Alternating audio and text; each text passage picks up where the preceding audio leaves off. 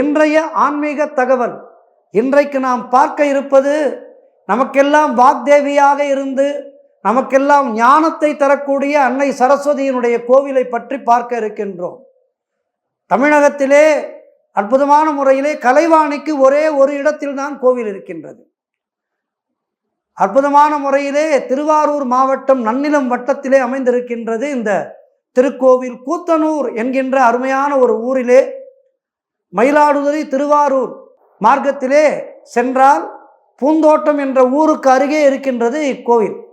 கூத்தனூர் சரஸ்வதி கோயில் என்று அழைப்பார்கள். கல்விக்குரிய தெய்வமாக கருதப்படுகின்ற சரஸ்வதிக்கு அமைக்கப்பட்டுள்ள தனிக்கோயிலாகவும் இது கருதப்படுகின்றது. கலைவாணிக்கு தனிக்கோவில்கள் என்பது மிகவும் அரிது. அந்த வகையிலே கூத்தனூரில் மட்டும்தான் கலைவாணிக்கு தனிக்கோவில் உள்ளது. இந்த திருக்கோவிலுக்கு 2018ஆம் ஆண்டு குடமுழுக்கு சிறப்பாக நடைபெற்றது. இந்த ஆலயத்திலே சரஸ்வதி பூஜை விழா ஒவ்வொரு வருடமும் மிகவும் சிறப்பாக நடைபெறும். அதனால்தான் சரஸ்வதி பூஜைக்கு ஒரு 10 நாட்களுக்கு முன்பாகவே இந்த பதிவை போடுகின்றோம். நீங்கள் எல்லோரும் சென்று வழிபட வேண்டும் என்பதற்காக.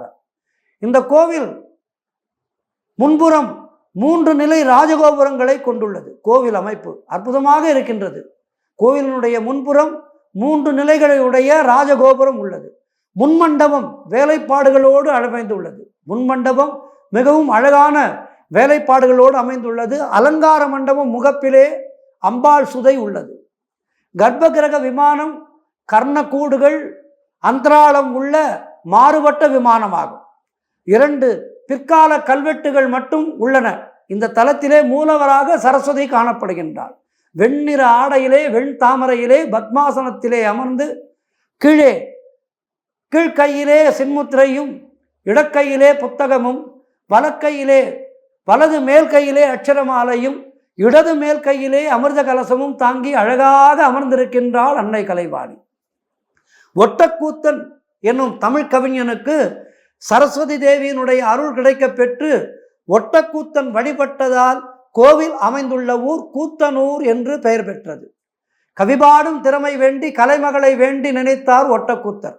கூத்தனூரில் பூந்தோட்டம் ஒன்றை அழகாக அமைத்து தட்சிணவாகினியாய் ஓடும் ஹரிசொல் பாந்தியின் நீரால் அபிஷேகம் செய்து நாள்தோறும் அம்பிகையை வழிபட்டு வந்தார். ஒட்டக்கூத்தரினுடைய தொண்டிலே மகிழ்ந்த நாமகள் தன் வாய் மனமாம் தாம்பூலத்தை அவருக்கு கொடுத்து வரகவி ஆக்கினார். தனக்கு பேரருள் புரிந்த கூத்தனூர் சரஸ்வதியை ஆற்றுக்கரை சொற்கிழத்தி வாழியே என்று பரணி பாடியுள்ளார் ஒட்டக்கூத்தர். நம்பிக்கை, இந்த கோயிலுடைய நம்பிக்கை என்னவென்றால், பள்ளிக்கு சேர்க்கும் முன்பாக குழந்தைகளை இங்கு அழைத்து வந்து ஆசி பெற்று செல்வதை மக்கள் வழக்கமாக கொண்டுள்ளனர். சாதாரணமாகவே விஜயதசமி என்று நாம் என்ன செய்வோம்? அக்ஷராபியாசம் என்று சொல்லிக் கொடுப்போம். குழந்தைகளுக்கு நெல்மணியிலே எழுத வைப்போம். அதனை இங்கே செய்கின்றார்கள். பள்ளி மாணவர்கள் தேர்ச்சி பெற வேண்டும் என்று பிரார்த்தனை செய்து தேர்வு எண்களை கோவிலிலே இங்கு குறித்து வைப்பதும் உண்டு. ஆனால் அது தவறு. கோவிலுடைய சுவர்களிலே நாம் எதையும் எழுதக்கூடாது. கஷ்டப்பட்டு அவர்கள் வெள்ளை அடிக்கின்றார்கள். அதிலே நாம் நம்பரை எழுதலாமா? உன்னுடைய நம்பர் என்னவென்று அவளுக்கு தெரியாதா? யார் யாருக்கு என்னென்ன அருள வேண்டும் என்று அவர்களுக்கு தெரியும். ஆகவே ஆலயத்திலே இது போன்ற தவறுகளை செய்யாதீர்கள். ஆகவே இந்த கூத்தனூர் சரஸ்வதி, அதாவது ஆலயங்கள் நமக்கெல்லாம் இருக்கின்ற பொக்கிஷங்கள். இந்த ஆலயங்களை நாம் பத்திரமாக பார்த்து கொள்ள வேண்டும். ஆகவே ஆலயத்திலே இது போன்ற செயல்களை எல்லாம் செய்யக்கூடாது. மனதிற்குள்ளாக வேண்டிக் கொள்ளுங்கள். அம்மா, என்னுடைய நம்பர் இந்த நம்பர், பார்த்துக்கொள் தாயே என்று கலைவாணியை பிரார்த்தித்துக் கொள்ளுங்கள். நிச்சயமாக நல்லது நடக்கும். கூத்தனூர் சரஸ்வதி கோவிலிலே மகாமகமும் மிகவும் சிறப்பான முறையிலே நடைபெற்று வருகின்றது. கூத்தனூர் சரஸ்வதி ஆலயத்துக்கு சென்று இந்த நவராத்திரியிலே நாம் வழிபடுவோம்.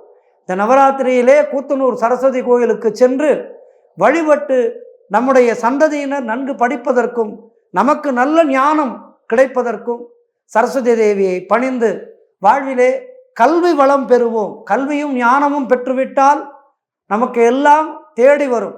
ஆகவே திருவாரூர் மாவட்டத்தில் உள்ள இந்த திருக்கோவிலுக்கு சென்று அன்னையை வழிபட்டு கலைவாணியின் அருளை பெற்று வாழ்வோம்.